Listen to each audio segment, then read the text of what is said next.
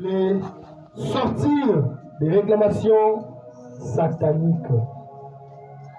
Thème oyo tangu tosolola kina papa riba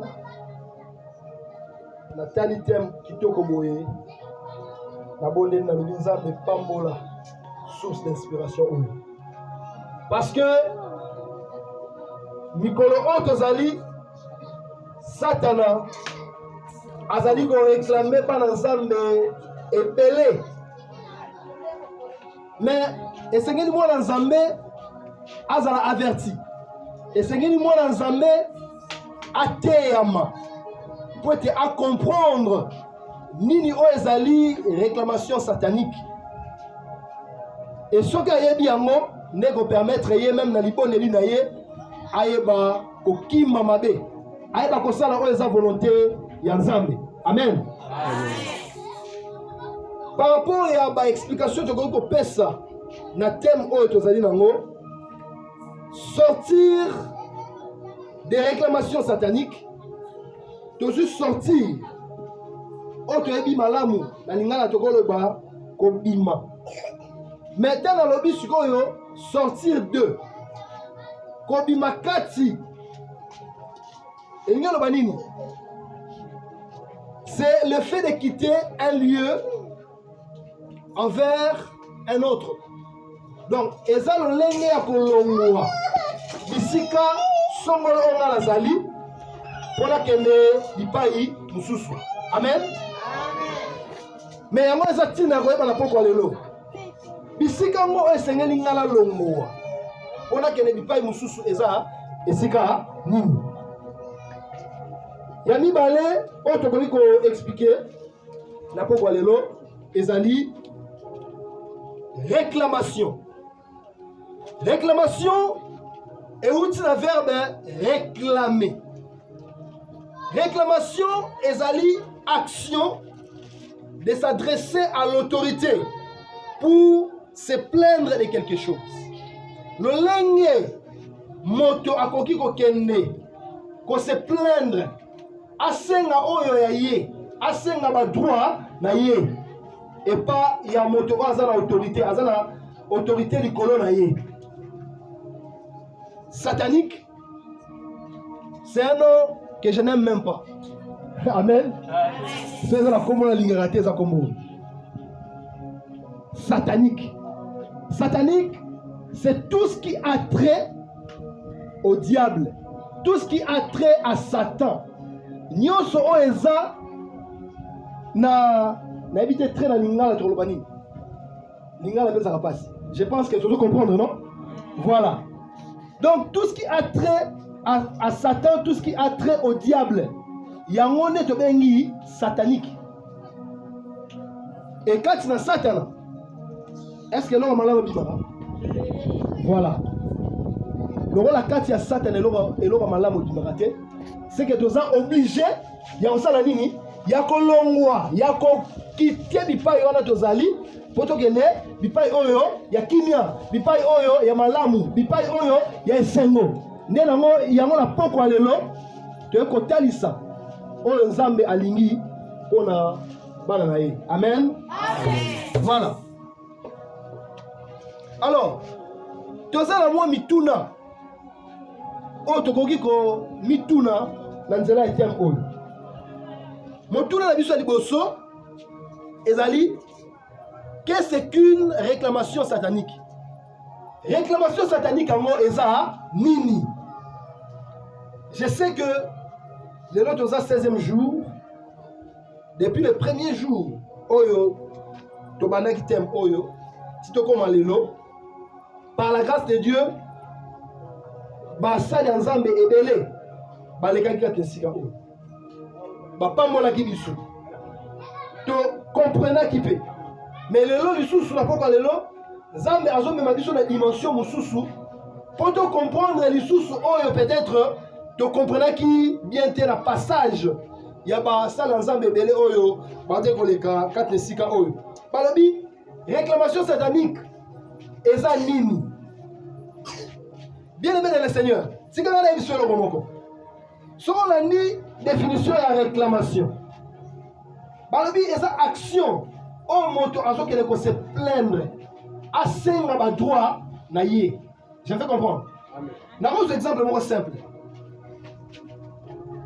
To sali alliance na ndeko moko songo. Keno ngala opesa yo lipa yo ngala va pa bino yo opesa nga par exemple nguba. Je me fais comprendre. Yo za ne logo moko ngapena ne logo moko. Et comme siko tam ngala pesi yo yanga. Je me fais comprendre. La pesi yo lipa. Et comme ngala yoza nguba na yo yo ningo pesa nga ngote.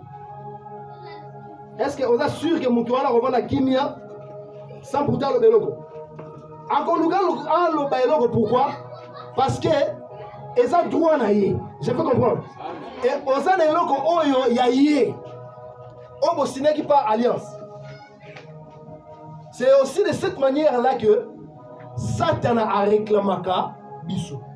A réclamaka biso par rapport à biloko oyo eza ya ye. Est-ce que je me fais comprendre? Ils ont montré à comprendre pourquoi les noms. Satan a réclamé à Kaka Biloko Oyo Ezaïe. Oyo Ezaïe était à Roya en réclamant T. Mais maintenant, il y a un lobby, réclamation satanique en mot. Ezanine. Réclamation satanique. Eza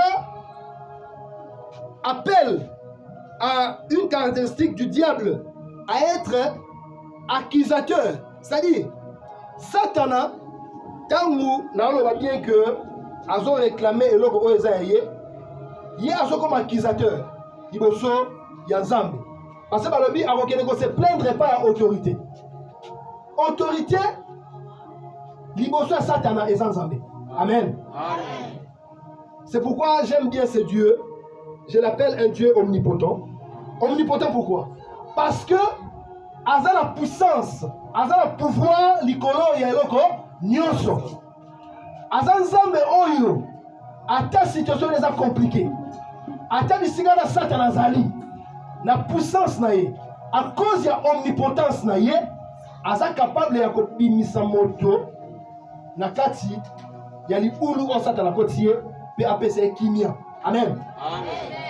Kaka Nzambe ne aza na pouvoir wana. Pouvoir on est pas bien dans notre consulté. Le diable n'est pas omnipotent. Amen. Amen. Mais c'est seulement notre Dieu qui est omnipotent. Il y a un autre monde que Satan a un accusateur. C'est-à-dire, azo ke ko funda biso pas un Nzambe par rapport ya biloko o ya déficit biso.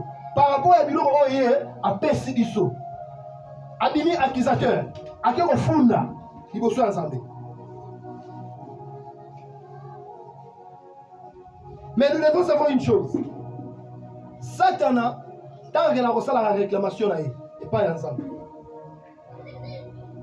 À quel a la preuve tangible. Preuve tangible, les preuves, ils sont solo.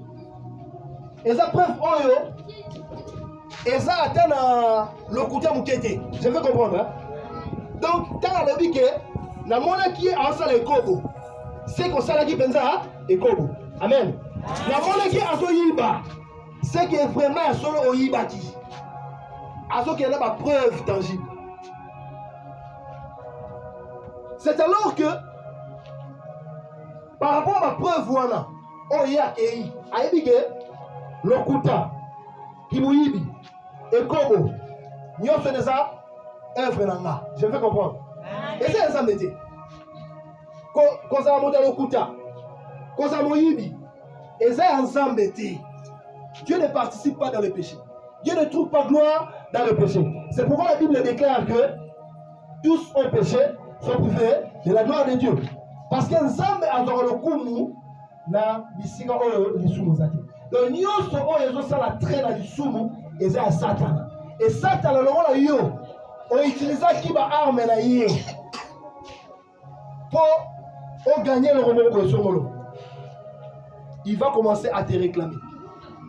Je veux comprendre? Amen. Satan va réclamer yo. C'est à partir de là maintenant que nous commençons à parler d'une réclamation satanique. Donc bref, tu dois comprendre que tu relever la réclamation satanique, tant que nous participer na accord moko na Satana à travers comportement na biso. Mais loko moko o biso to sali, je veux comprendre. O biso to sali, eza nzambe te, eza Satana. Eza œuvre satanique, eza lisumu. Loko la lisumu eza Satana. Donc Satana comprend que oh, donc tipo yo pour azo musala na zo mona nzela lisumu. Je veux comprendre. Neto yo ka bati mususu.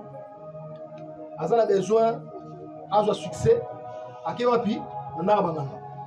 OK na banganga eza ndako nzambe te. Amen. Donc te okei komi tika kuna. Okomi osali alliance na Satan. Je veux comprendre. Ozala besoin ya mbongo. Bande ko na basi ozo kanga na poko lelo. Ozala posa mbongo olie oluka o ganyango na lolenge moko malamu. Mais tu préfères osala kinuma, osala kobo pour passer nini pour appeler son mot. Actuellement opposé, eza nzambe te, eza Satan. Sache-le bien que le diable fera quoi? Il va te réclamer. Amen. Amen. Donc réclamation satanique, eza alliance nyoso oyo salaki na Satan. Satan a dit que la nini, alors que vous fondez pas ensemble à réclamer yo que à moi na il s'est servi de mes armes pour encore bisika oyo azali. Mais si tu n'avais pas, si tu ne t'es pas servi na ba œuvre Satan, Satan va réclamer yo ezati.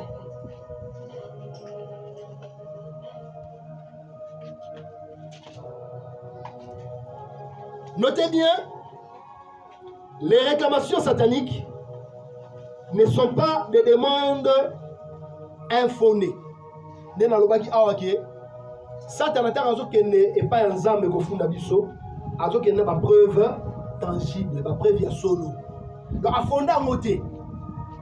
Ce sont des demandes qu'il fait contre nous auprès de Dieu en tenant compte d'arguments solides afin d'obtenir gain de cause. Donc, ça vraiment un argument. Vous savez que Nzambe, après cela, il fait témoignage. Il y a malamu, il y a Satan. Mais des fois, le lingue est au tamola. Et ça, là, Nzambe avec sa maçon.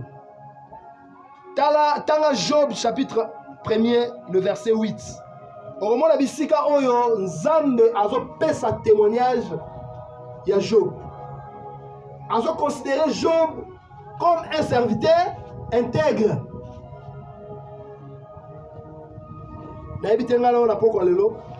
Est-ce que Nzambe a coupé sa vie sur le témoignage de Malam? Que Openza Zamouana Nanga. Je ne sais pas.